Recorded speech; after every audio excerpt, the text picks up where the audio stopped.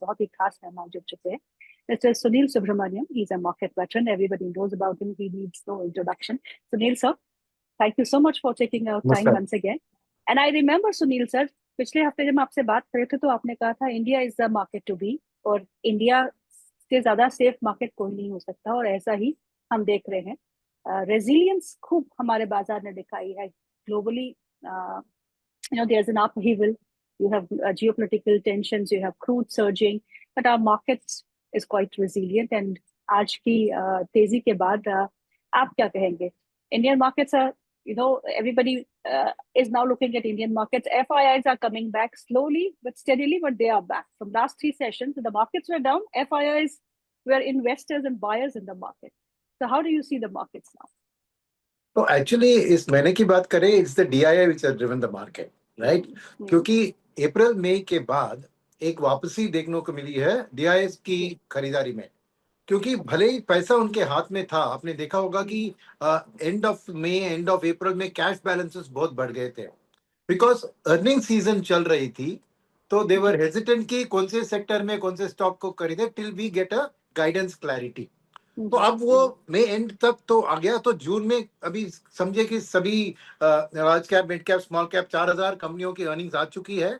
तो क्लैरिटी है और क्लियरली दिख रहा है कि भले ही एक्सपेक्टेशन के जरिए थोड़ी मिक्सड रिएक्शन थी, मगर आप एक ग्रोथ की कंपैरिजन देखिए तो स्मॉल कैप में highest profit growth, mid cap में उसके बाद, और लार्ज कैप में कम। तो वो एक बात साफ दिख रही। तो डोमेस्टिक फंड में उसको कॉन्फिडेंस मिला कि इस चीज के ऊपर हम अब ध्यान दे सकते हैं। So actually the actual earnings sequentially अच्छे आए थे, which is in time with the GDP growth also showing bounce back.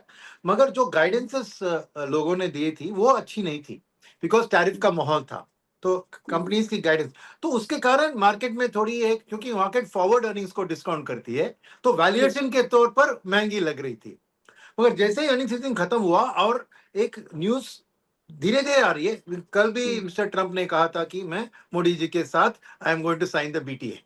तो कि बीटीए जैसे नजदीक आती है तो ये अनसर्टेनिटी खत्म हो रही है। तो डोमेस्टिक फंड मैनेजर्स ने अपना हाथ अभी बटाया और वो खरीदारी भयंकर कर रहे हैं। आई थिंक 60,000 करोड़ के करीब उन्होंने इस महीने ही खरीदारी की है।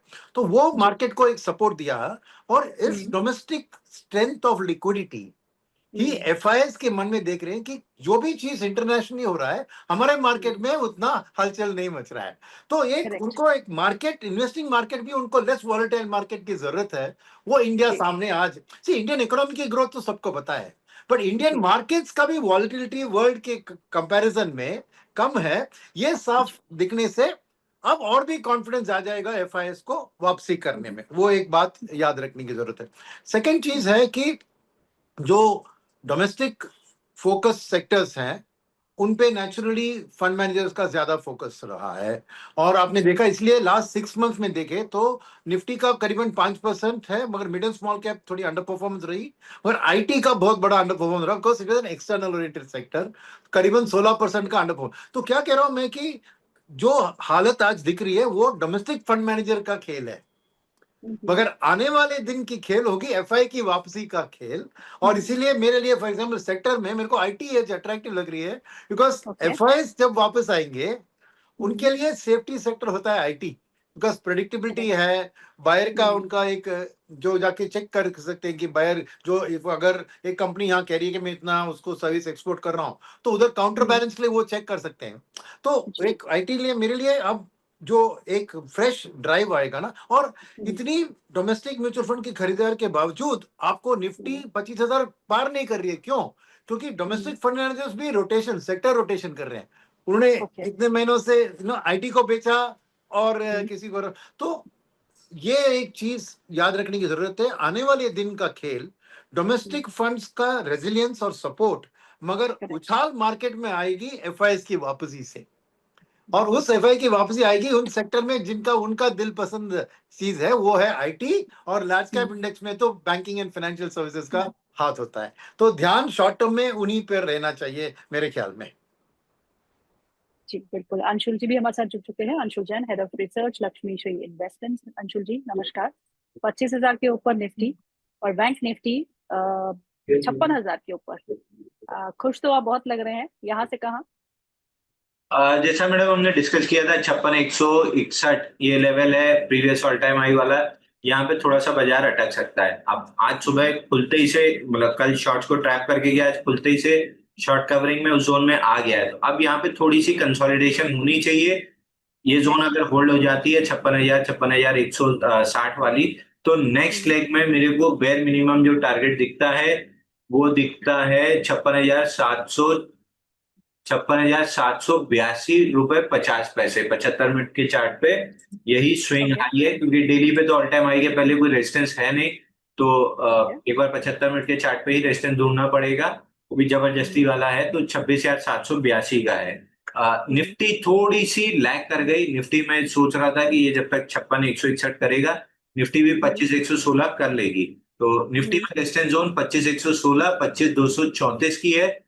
इस जोन में ओके। थोड़ा सा अटकेगा और जैसे निकालेगा 25,847 की तरफ बढ़ जाएगा। But mid cap small cap में कल स्ट्रक्चर का ब्रेकडाउन आया है, आज पुल बैक है।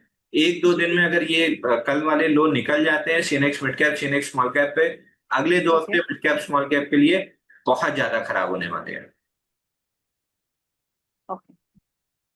सुनील सर, आज का टॉप गेनर अगर हम निफ्टी में देखें तो वो है जियो फाइनेंशियल सर्विसेज। तो जियो फाइनेंशियल सर्विसेज अलादीन का चिराग लेके आ रहे हैं ब्लैक रॉक के साथ मिलके, जिसके चलते एक अच्छा रुझान हमने इस स्टॉक में देखा। So how do you see disruption in the AMC space now? नहीं, डिसरप्शन भयंकर होगी, but not necessarily only the AMC space, वो डिस्ट्रीब्यूशन स्पेस पे होगी, क्योंकि उनको और रजिस्टर्ड इन्वेस्टमेंट एडवाइजर का लाइसेंस भी मिल गया, और उन्होंने एक जो फंड लॉन्च किया खाली डायरेक्ट प्लान से कैसा लॉन्च किया। तो मेरे ख्याल में वो डायरेक्ट टू कस्टमर जाने की कोशिश करेगी जियो, क्योंकि उनकी जो रिटेल आउटलेट्स है, वह टेलीकॉम हो या रिटेल स्टोर्स हो, उनके जरिए वो एक semi passive passive mutual funds को direct to customer at a low cost, typical disruption होगी। तो डिस्ट्रीब्यूशन में भी मेरे को बहुत ज्यादा डिसरप्शन दिख रही है, बिकॉज अल्टीमेटली आपको जो पैसिव और सेमी पैसिव में आपको एक्सपेंस रेशियो कम होता है, तो उसमें वाया डिस्ट्रीब्यूटर करेंगे तो उनकी प्रॉफिट मार्जिन और भी कम होगी। तो इसलिए वो डायरेक्ट टू कस्टमर जाने की कोशिश करेंगे, क्योंकि रिलायंस का ब्रांड का स्ट्रेंथ है।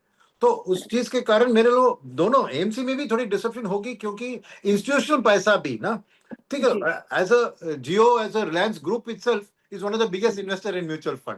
अगर वो एलोकेशन ही जियो फाइनेंशियल म्यूचुअल फंड को जाए, तो नेचुरली वो करेक्ट। बाकी एएमसी के बिजनेस से ही जाएगी। तो डिसरप्शन होगी एएमसी स्पेस में भी और distribution, but over medium term ज्यादा डिस्ट्रीब्यूशन में मेरे को दिख रहा है। मगर ओके। अच्छी खबर क्या है कि वो एक्सपैंड करेंगे मार्केट को।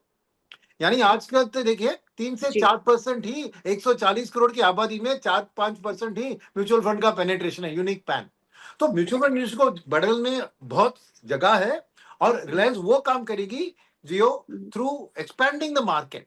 तो समझिए कि वो आएंगे expanding the market through their own mutual fund, पर उसके बाद they become available to marketing for all the AMCs. तो करेक्ट। मेरे ख्याल में ये अप एंड डाउन स्टोरी होगी। तो ultimately it is for the benefit of the industry, क्योंकि अल्टीमेटली इंडिया का पेनिट्रेशन डेवलप मार्केट की कंपैरिजन में कुछ भी नहीं है। तो overall it's a very good development for the overall financial services market. Short term में डिसरप्शन होगी, but that's okay, it is the price you have to pay for bringing awareness of mutual fund to the common man. Correct. और जो भी होगा, फायदा तो हमारे equity markets को ही होगा वो तो जरूर मेजरली। तो इक्विटी मार्केट्स जो है वो लॉन्ग टर्म में काफी अच्छी स्टोरी अभी भी बनी हुई है और बनती ही रहेगी, because we are at a strong footing. आज जहाँ पे हलचल देखने को मिल रही है वो डिफेंस स्पेस में एक बार फिर है, अंशुल जी। बीईएल को सेंसेक्स में शामिल किया जाएगा, नेस्ले को वहां से निकाल दिया जाएगा, इंडसइंड बैंक सेंसेक्स से बाहर आएगा। बीईएल और ट्रेंट जो है दोनों ही स्टॉक सेंसेक्स में इंक्लूड किए जाएंगे। तो पहले तो आप बीईएल ट्रेंट के बारे में बताइए, इन दोनों ही स्टॉक्स पे क्या करें? देखिए ट्रेंड में बाउंस बैक है। बाउंस बैक में रेजिस्टेंस 5,906 पे है। ये लेवल प्रोबेबली दोबारा टेस्ट हो जाएगा। एक बार 10 जून को टेस्ट हुआ है, रिएक्शन वीक है। दोबारा टेस्ट में अगर 5,906 5,910 निकला तो 6,270 रुपए तक स्टॉक जा सकता है। बट बाउंस बैक है, बाउंस बैक को बाउंस बैक की तरह ही प्ले करना है, बहुत लंबा एक्सट्रपलेट नहीं करना है। डिफेंस में अगेन हमेशा मेरे को बीईएल पसंद रहा है। 317 के ब्रेकआउट से 375 तक हमने प्ले किया था। नेक्स्ट लेग ऑफ ब्रेकआउट दिख रहा है। स्विंग लो जो 379 पे था, अभी भी वो वहीं पे है। तो अगर आपके पास लॉन्ग्स हैं तो ट्रेलिंग स्टॉप लॉस अभी भी आपका 379 का है। लेकिन अगर आज ये स्टॉक 407 रुपए 50 पैसे का अपना हाई तोड़ के उसके ऊपर क्लोज करता है तो स्विंग लो जो रिवाइज हो गया हो जाएगा वो 393 हो जाएगा। तो फिलहाल के लिए ट्रेलिंग स्टॉप लॉस 379 है। आज अगर 460 के ऊपर क्लोजिंग होती है तो ट्रेलिंग स्टॉप लॉस रिवाइज होके 393 का हो जाएगा आपका। Okay, so Mr. Crude is one of the things that everybody is eyeing on. $77 के आसपास आ चुका है, छलांग तो बड़ी तेज लगाई है, एक महीने में 20% का इजाफा। और अगर ईरान और इसराइल के बीच में युद्ध गहरा जाता है, यूएस का हस्तक्षेप तो हो रहा है धीरे धीरे, अब पता नहीं आगे क्या होता है। So where do you see crude heading and what is the kind of impact that will have on the Indian economy? तो पहली चीज है कि क्रूड का हेडिंग दो चीज के ऊपर डिपेंड है मेरे ख्याल में। एक है इसराइल का एक्शन, अब तक उन्होंने अपना अटैक रखा है न्यूक्लियर इंस्टॉलेशंस और डिफेंस की एरिया में, मगर अगर वो ईरान के रिफाइनरीज के ऊपर अटैक करते हैं तो भले ही ईरान अपना पूरा क्रूड चीन को बेचता है, मगर इफ उस रिफाइनरी में अटैक होता है तो चीन को बाहर से खरीदना पड़ेगा। तो एक demand for oil due that, तो एक इसराइल की एक्शन के ऊपर डिपेंड है। सेकंड है अमेरिका की एक्शन के ऊपर, क्योंकि अगर अमेरिका इस वॉर में घुसती है तो ईरान उसको अच्छी तरह देखेगी नहीं। और एक जो कहते हैं ना, किसी को एक कोने में हमने डाल दिया तो उसका एक्शन बहुत रिएक्शन स्ट्रांग होता है। तो वो हॉर्मुज स्ट्रेट के जरिए, जहाँ पे 20% ऑफ वर्ल्ड ऑयल सप्लाईज उस स्ट्रेट के जरिए ऑयल टैंकर्स जाते हैं, और इंडिया के लिए खास करके 60% of our gas, liquefied gas Qatar से जो आता है वो उस स्ट्रेट से जाता है। तो अगर ईरान ने, बिकॉज अमेरिका एंटर करती है तो दबाव के जरिए वो एक धमकी देती है कि मैं हॉर्मुज स्ट्रेट को क्लोज करूं या जहाज उधर जाएगी तो मैं बम उसमें लगाऊं, तो नेचुरली तेल तो 80 तो समझे पार हो सकता है, राइट। तो ये दो रिस्क फैक्टर है जो हमें ट्रैक करने की जरूरत है। अब हर $10 जो होता है उसमें जीडीपी पे अराउंड 0.2 to 0.3% इम्पैक्ट आता है, फिजिकल डेफिसिट पे 0.5 to 0.6% आता है। और खास करके गवर्नमेंट की एक्शन क्या होगी, क्या वो पेट्रोल प्राइसेस को इन्फ्लेशन में कंज्यूमर के पास ऑन करेंगे या ऑयल कंपनीज के ऊपर दबाव डालेगी कि आप उसको अब्सॉर्ब करें और वो अपना जो ऑयल बॉन्ड्स या कुछ सब्सिडी देकर उसको कंट्रोल करें। सो नेचुरली ये सस्टेन लेवल पे ये $10-15 टिकता है तो सिग्निफिकेंट इंपैक्ट आ सकती है कि GDP can come down to 6% instead of 6.2, physical deficit में थोड़ा दबाव। बट मेरा मानना है कि जो भी स्थिति है, सऊदी अरेबिया और यूएस के पास इनफ ऑयल रिजर्व्स है, ओपेक के पास, कि इस चीज को कंट्रोल करने के लिए ज्यादा ऑयल पंप करें। और मैंने सुना कि अभी रशिया भी उसको उसमें शामिल है कि they are willing to pump up the supply of oil to keep the oil price from going. तो मेरी उम्मीद है कि ये शायद 80 टच कर सकती है, मगर उधर ही रहेगी। I mean it won't be allowed to go much beyond. और व्हाटएवर दी स्थिति, ये वॉर को भी मैं बहुत लंबी अवधि रहते हुए नहीं देख रहा हूँ। I don't think it is a 6 month 1 year war, maximum 1 month 2 month 3 month war. तो उसके बाद oil will have to come back, because world का जो डिमांड सिचुएशन अच्छा नहीं है, स्लो डाउन हो रहा है वर्ल्ड में टैरिफ के कारण। तो नेचुरली डिमांड सप्लाई का गैप है, supply is more than demand. So oil prices by the end of the year मेरे ख्याल में वापस mid 60s to late 60s में आ सकती है। तो एक शॉर्ट टर्म इम्पैक्ट होगा। और इसीलिए आपका व्यू ऑयल रिलेटेड सेक्टर्स, यानी जो ऑयल कंज्यूम कर रहे हैं, like paint, chemical, fertiliser, aviation, short term में उनके ऊपर इंपैक्ट होगी। बट वो भी एक डिलेड इंपैक्ट होगा, क्योंकि most of these companies oil को फ्यूचर्स में हेड्ज कर लेते हैं। तो द इमीडिएट इंक्रीज उनको अगले क्वार्टर में नहीं दिखेगा, मगर आज जो फ्रेश परचेस अगर करेंगे उसका इंपैक्ट 2 quarters के बाद दिखेगा, राइट। तो इसीलिए मेरा मानना है कि अगर 6 months का आउटलुक है, देन ऑयल इंपोर्ट सेक्टर्स यहाँ पे थोड़ी वॉलिटिलिटी हो सकती है। सिमिलरली ऑयल मार्केटिंग कंपनीज में गवर्नमेंट कैसे इसको हैंडल करती है, ये रेगुलेटरी अनसर्टेनिटी भी हो सकती है। But the same time ONGC जैसे ऑयल प्रोड्यूसर्स, एक्सट्रैक्टर्स, एक्सप्लोरर्स, उनके लिए पॉजिटिव होगी। जो भी ऑयल प्राइस है नेचुरली उनको रियलाइजेशन भी बढ़ सकते हैं। तो मेरा मानना है कि, और उन्होंने एक कंप्लीटली डिफरेंट सेक्टर की बात अभी की थी ना, उसका भी पॉजिटिव आता है। क्यों? क्योंकि ऑयल की प्राइस का राइज करेंसी के ऊपर दिखता है। तो अगर तो करेंसी अगर रिएक्ट होती है तो नेगेटिव होती है, तो depreciation of the rupee is positive for IT. IT तो company, one of the right. Reasons मैं आईटी पे पॉजिटिव हूँ, बिकॉज यहाँ पे रुपी का devaluation because of oil Yes. Price दिख रहा है। और सेकंड जी। है पॉजिटिव है गोल्ड के लिए, बिकॉज गोल्ड का भी because of global uncertainty gold dollar में भी बढ़ रहा है, मगर जी। Because of the currency gold in rupees will be even more It's more appreciating. expensive. तो Yes. एक गोल्ड भी एक गुड एसेट क्लास है आज, you know, as a short term cover. तो मेरा मानना है कि ऑयल एक्सट्रैक्टिंग कंपनीज और gold or IT, these are the three good hedges against the oil price for the short term.